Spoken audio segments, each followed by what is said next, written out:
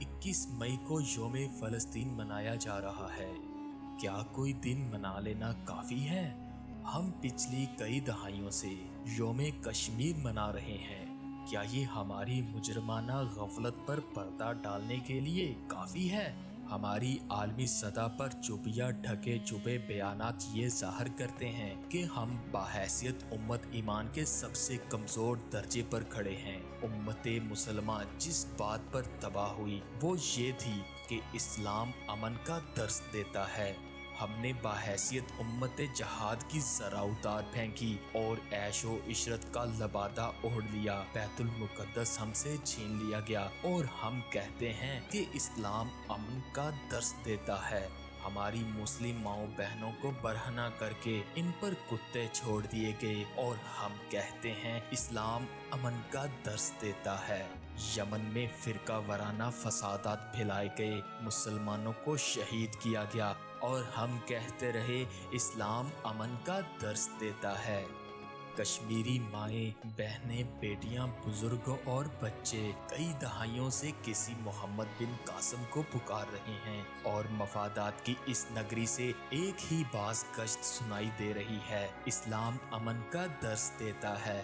شام میں ہماری مسلمان بچیوں نے دل گرفتہ ہو کر دیوانہ وار دیواروں پر لکھنا شروع کر دیا کہ کیا عمر فاروق اب نہیں آئیں گے؟ جواب آیا اسلام امن کا درس دیتا ہے۔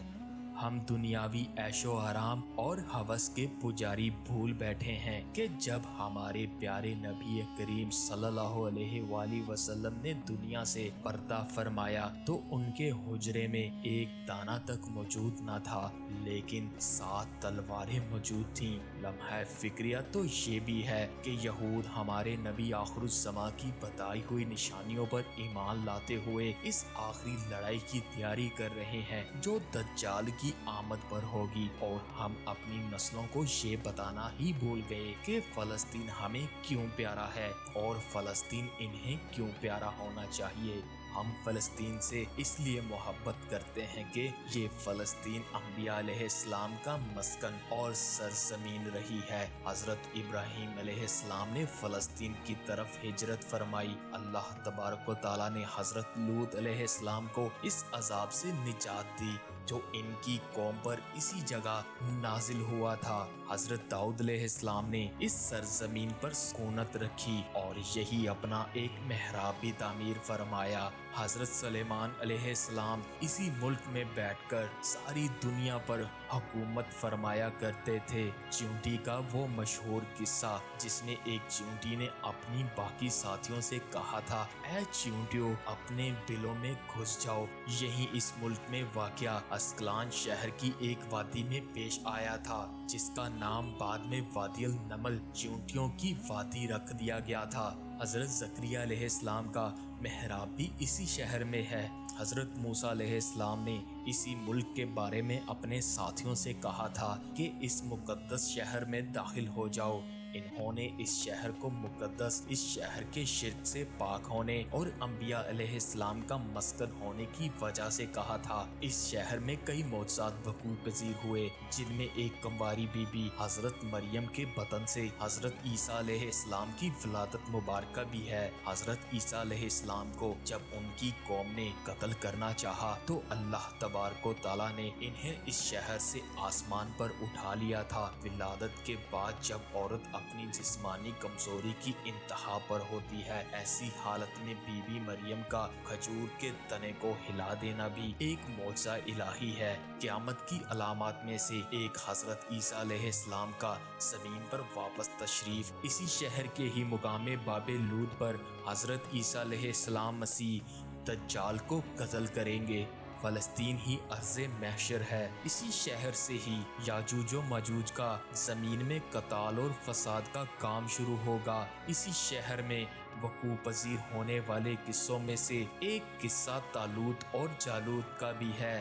فلسطین کو نماز کی فرضیت کے بعد مسلمانوں کا قبلہ اول ہونے کا اعزاز بھی حاصل ہے۔ ہجرت کے بعد حضرت جبرائیل علیہ السلام دوران نماز ہی حکم ربی سے آقا علیہ السلام کو مسجد اقصی سے بیت اللہ کعبہ مشرفہ کی طرف رخ کرا گئے تھے۔ جس مسجد میں یہ واقعہ پیش آیا وہ مسجد آج بھی مسجد قبلتین کہلاتی ہے۔ حضور اکرم صلی اللہ علیہ وآلہ وسلم معراج کی رات آسمان پر لے جانے سے پہلے مکہ مکرمہ سے یہاں بیت المقدس فلسطین لائے گئے۔ سرکار دو عالم صلی اللہ علیہ وآلہ وسلم کی اقتداء میں انبیاء علیہ السلام نے یہاں نماز ادا فرمائی۔ اس طرح فلسطین ایک بار پھر سارے انبیاء کا مسکن بن گیا۔ سیدنا ابو ذر کہتے ہیں کہ میں نے رسول اللہ سے عرض کیا کہ زمین پر سب سے پہلی مسجد کون سی بنائی گئی؟ تو آپ صلی اللہ علیہ وآلہ وسلم نے فرمایا کہ مسجد الحرام یعنی خانہ کعبہ۔ میں نے عرض کیا پھر کون سی مسجد بنائی گئی؟ تو آپ نے فرمایا کہ مسجد اقصی یعنی بیت المقدس۔ میں نے پھر عرض کیا کہ ان دونوں کے درمیان کتنا فاصلہ تھا؟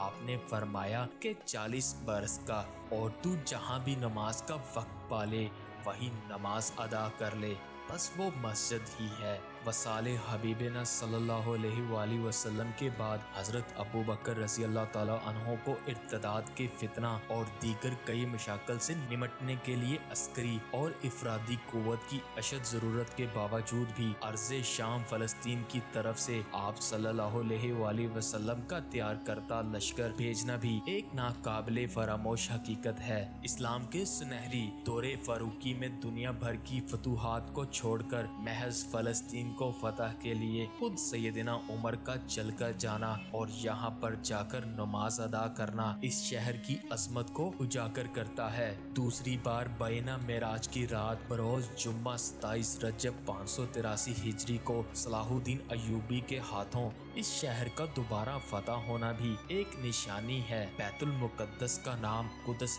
قرآن سے پہلے تک ہوا کرتا تھا۔ قرآن نازل ہوا تو اس کا نام مسجد اقصی رکھ دیا گیا۔ قدس اس شہر کی اس تقدیس کی وجہ سے ہے جو اسے دوسرے شہروں سے ممتاز کرتی ہے۔ اس شہر کے حصول اور اسے رومیوں کے جبر و استبداد سے بچانے کے لیے 5000 سے زیادہ صحابہ کرام رضوان اللہ علیہ اجمعین نے جام شہادت نوش کیا، اور شہادت کا باب آج تک بند نہیں ہوا، سلسلہ ابھی تک جاری ہے۔ یہ شہر اس طرح شہیدوں کا شہر ہے۔ مسجد اقصی اور بلاد شام کی اہمیت بالکل حرمین شریفین جیسی ہی ہے۔ جب قرآن پاک کی یہ آیت والتین والزیتون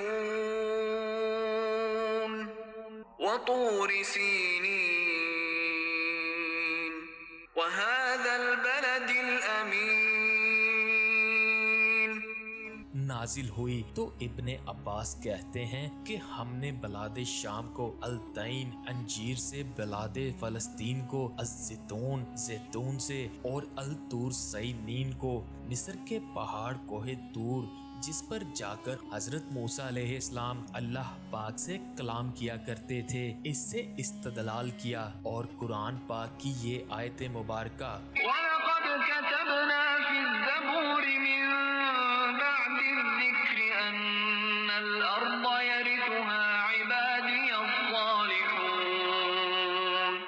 یہ استدلال لیا گیا کہ امت محمد حقیقت میں اس مقدس سرزمین کی وارث ہے۔ فلسطین کی عظمت کا اندازہ اس بات سے بھی لگایا جا سکتا ہے، یہاں پڑھی جانے والی ہر نماز کا اجر 500 گنا بڑھا کر دیا جاتا ہے۔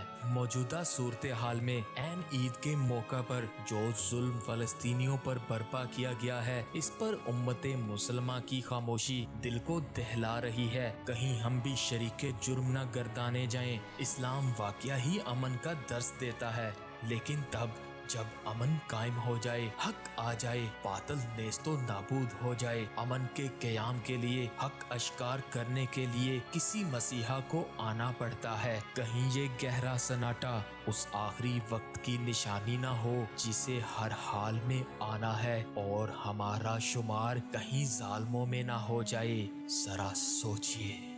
اہل حرم تو کر چکے بیعت یزید کی، دنیا کو آج پھر ہے ضرورت حسین کی۔